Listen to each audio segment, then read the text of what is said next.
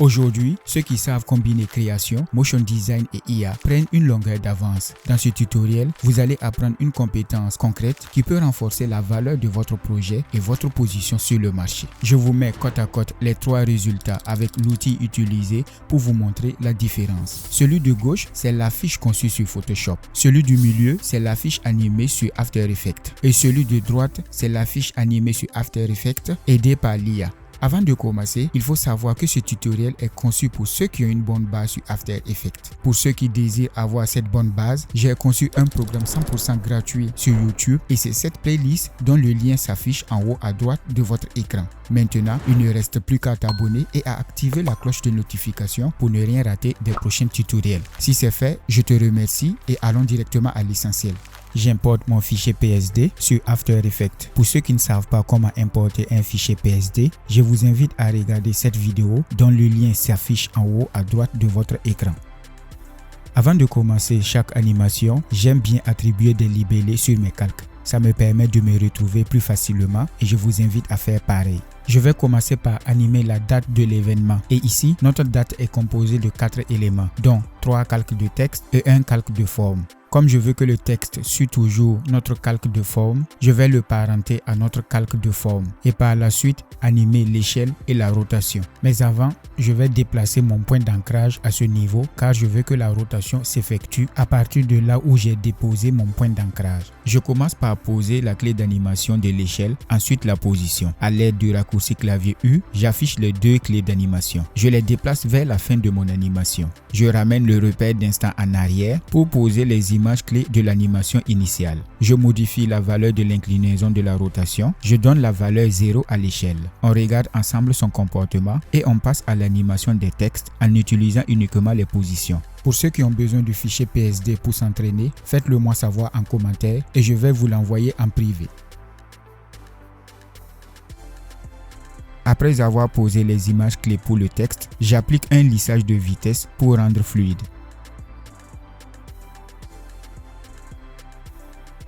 Ensuite, je vais repositionner le calque de texte sur la timeline de telle sorte à créer un décalage d'arrivée sur les textes.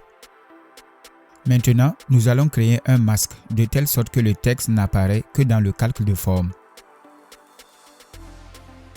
Je sélectionne les 3 calques de texte, je maintiens les liens de masque, puis je dépose sur le calque de forme, sans oublier de réactiver sa visibilité.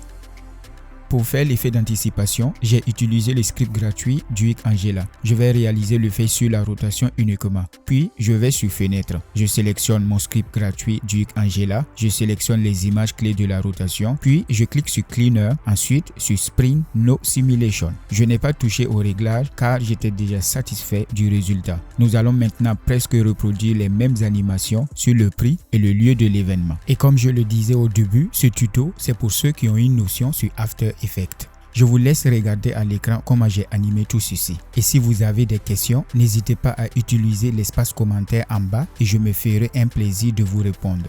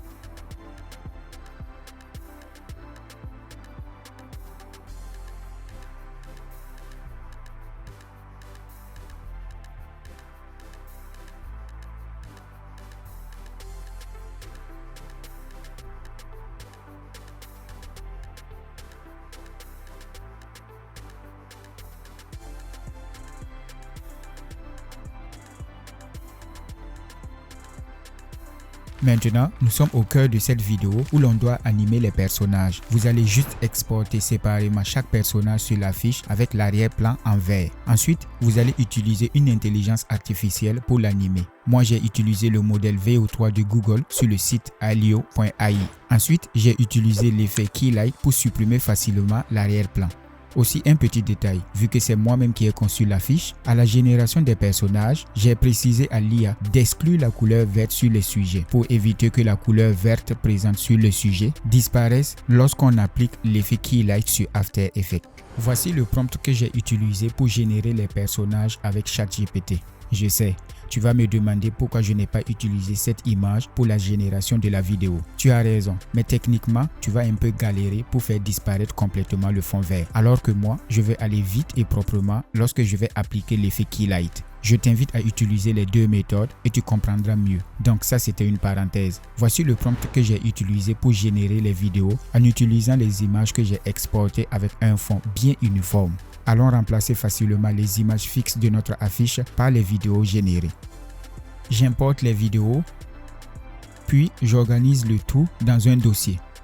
Pour remplacer, je veille à sélectionner le calque à remplacer dans la timeline, puis je prends la vidéo en maintenant la touche Alt. Je dépose sur le calque à remplacer sur la timeline. Je réajuste la position et l'échelle.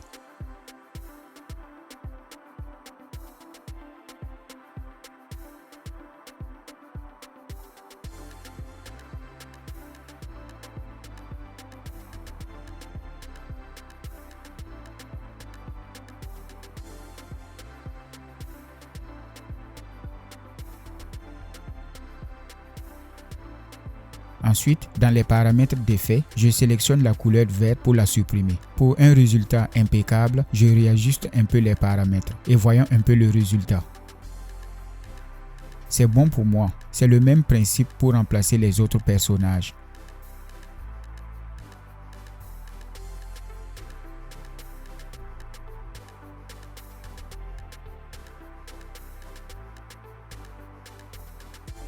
Après le remplacement des images par la vidéo, nous n'avons plus le dégradé du bas qui permettait l'intégration des personnages dans le fond. Pour corriger cela, j'ajoute un deuxième masque puis je le mets en soustraction et j'applique quelques petits réglages pour bien harmoniser. Pour le fond, c'est le même principe et voici le prompt que j'ai utilisé pour l'animation du fond.